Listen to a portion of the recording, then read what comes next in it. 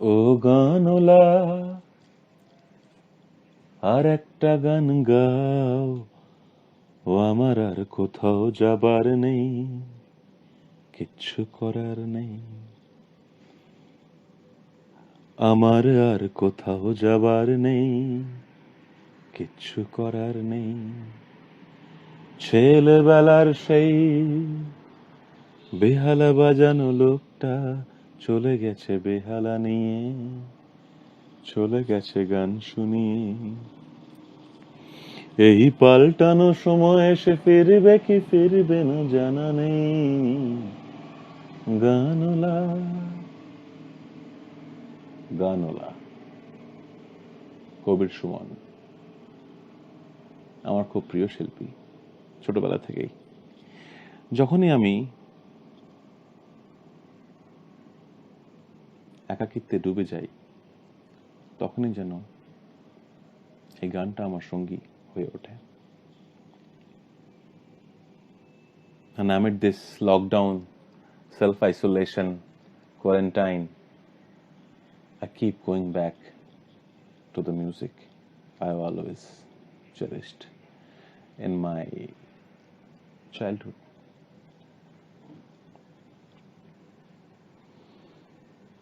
এখন এই লকডাউনের মাঝে ওয়ার্ক ফ্রম হোম করতে করতে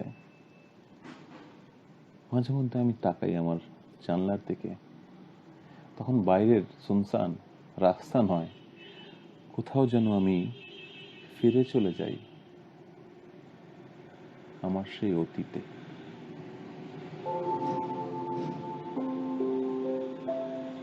10-12 বছর আগের আমি, কিংবা তারও আগে। গরমের ছুটির হোমওয়ার্কের মাঝে মাঝে তখন পাল্লা দিয়ে চলতো ফেলু মিত্রের রহস্য উদ্ঘাটন নিয়ে ব্যস্ত হয়ে পড়তে নিজেকে তোপসে মনে হতো। শুধু ফেলু মিত্রের কেন, শিবরাম, টিনটিন, কত কিছুই ছিল। এখন জীবনের চেনা ছন্দ কেটে যাওয়ায় হঠাৎই যেন আমি টাইম মেশিনের মতন ফিরে চলে গেছি আমার কৈশোরে। এখন সারাদিনই বাড়িতে বসে থাকার মাঝে রোববারও যেন কেমন যেন আর রোববার মনে হয় না। তো সেই বন্দিদশার রোববার কোথায় যেন আমার সামনে সেই আগের আমিকে এনে দাঁড় করে দিয়েছে। মুক্ত চিন্তা ছুটির আমেজে এক প্রান্ত থেকে অন্য প্রান্তে ছুটেই চলেছে। হঠাৎই মনে হলো আমি যেন আর কিশোর নই, কলেজে পা দেওয়া এক সত্য যুবক, সাথে প্রেমিক। প্রেম মানেই কলকাতার অলিগলি, ভিক্টোরিয়া, গড়ের মাঠ, বাগবাজার ঘাট, এদোয়া। আমার তিলোত্তমা শহর আমার প্রেমের সাক্ষীও বটে। দুপুর তখন কাটতো রূপমের গান শুনে, নীল রং ছিল ভীষণ প্রিয়।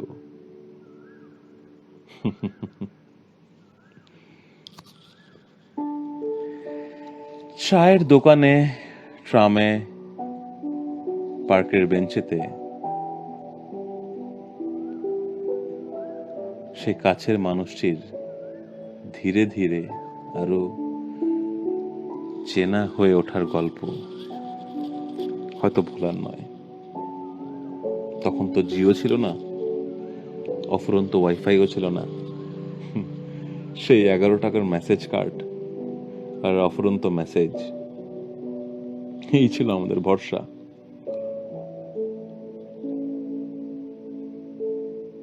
আমার তখন মনে আছে বিএসএনএল এ তখন দোস্তি কানেকশনও পাওয়া যেত। বোধ করি অনেকের রাত থেকে ভোর হয়েছে ফোনের ওপারে থাকা প্রিয় মানুষটির সাথে কথা বলতে বলতে। প্রেম কারোর জীবনে একবার আসে, কারোর জীবনে হয়তো বারবার। সেও ছিল এক অধ্যায়, ঠিকই।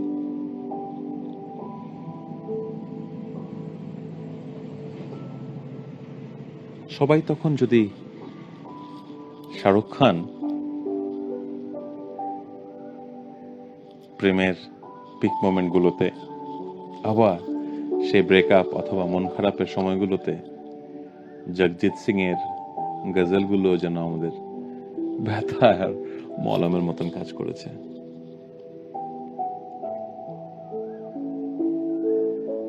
90 দশকে যারা আমরা বড় হয়েছি তারা জানি কলকাতায় তখন ছিল FM এর জোয়ার, বাংলায়, তার সাথে সাথে হয়তো পুরো ভারতবর্ষেও।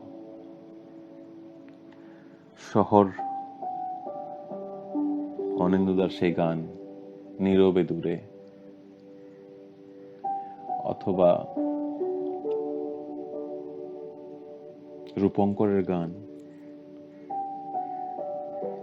অথবা শুভমিতার সেই শুনে সাজবেলার সেই গান, সেরকম অনেক কিছু, ভূমি, ক্যাকটাস।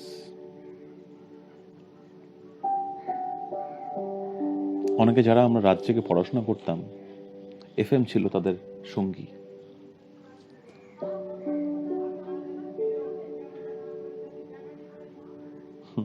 এখন সেই লকডাউনের সময় হঠাৎই কেন জানি সেই সব কিছু ভেসে আসছে। লাইফ যেন কোথাও খুব খুব দ্রুত খুব ছুটতে শুরু করেছিল। তারপর আমরা সবাই দৌড়চ্ছি, জব, ম্যারেজ, সেটেল ডাউন,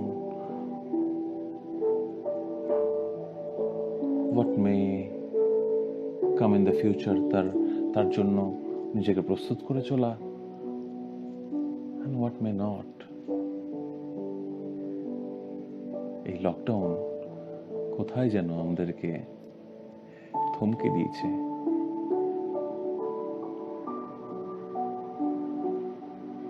লাইফের মাঝখানে বিশাল বড় একটা পজ। এই পজটা হয়তো জরুরি ছিল ইন্ট্রোস্পেক্ট করার জন্য, নিজেদেরকে চিনতে পারার জন্য, নিজেদের ডিফারেন্ট স্কিল সেটস গুলো আবিষ্কার করার জন্য। কারো ছবি আঁকা, কারো গান গাওয়া, কারো ডান্স করা, কারো রান্না বান্না। হয়তো আমরা এইগুলোকে ভুলেই যেতাম।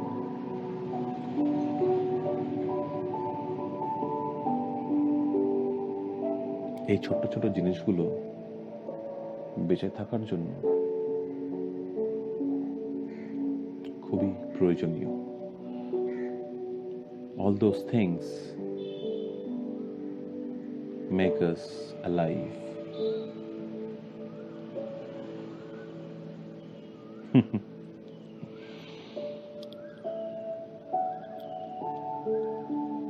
আর তার সাথে কি করে আমি ভুলবো সিনেমার কথা। আমরা যখন কৈশোর থেকে যৌবনে পা দিয়েছি, সেই সময় আমাদের মনে হয় বাংলা সিনেমাও ধীরে ধীরে সাবালক হয়েছে। ঋতুপর্ণ ঘোষ, অপর্ণা সেন, একটু পরবর্তী সময় সৃজিত, কৌশিক গাঙ্গুলি, এদের হাত ধরে আমরা যারা অনেকেই হলিউড মুভির ফ্যান ছিলাম, তারা দেখেছি নোলানের সিনেমা, শাটার আইল্যান্ড হোক, ইনসেপশন হোক, ব্যাটম্যান সিরিজ হোক, অথবা একটু অন্য ধরনের cinema, beautiful mind, gladiator, Forrest Gump. There are a lot of movies which has made us more keen to the genre.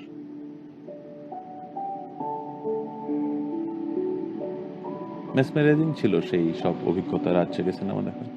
তখন তো আর ওয়েব সিরিজ ছিল না, তখন আমরা সিনেমাই দেখতাম ল্যাপটপে।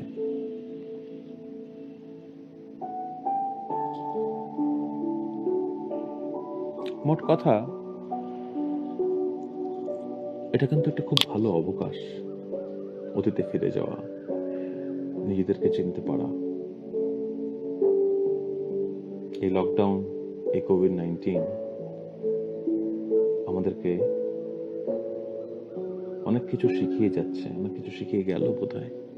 হয়তো ফিউচারটা আর একরকম থাকবে না, হয়তো একটা পরিবর্তন আসবে।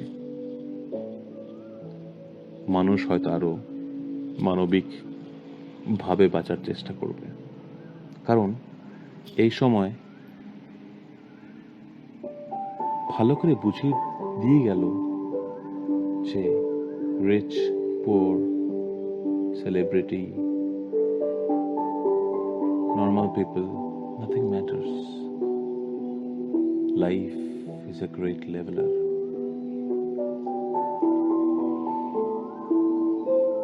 তাই ভবিষ্যৎ আরো ভালো হবে, আমরা আরো ভালোভাবে নর্মালসের দিকে ফিরে যাব, এটাই আশা করি।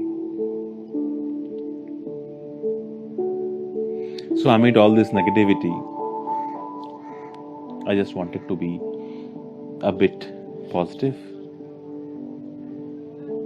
সবাই যেন একটু বেঁচে থাকার স্পিরিটটা খুঁজে পায়, কারণ মেন্টাল হেলথটা খুব ইম্পর্টেন্ট আমাদের কাছে। So always we need to be positive. I mean, whatever is happening, we need to find out positivity. We need to learn the lessons, and we have to keep moving towards the future. That's all I had to say.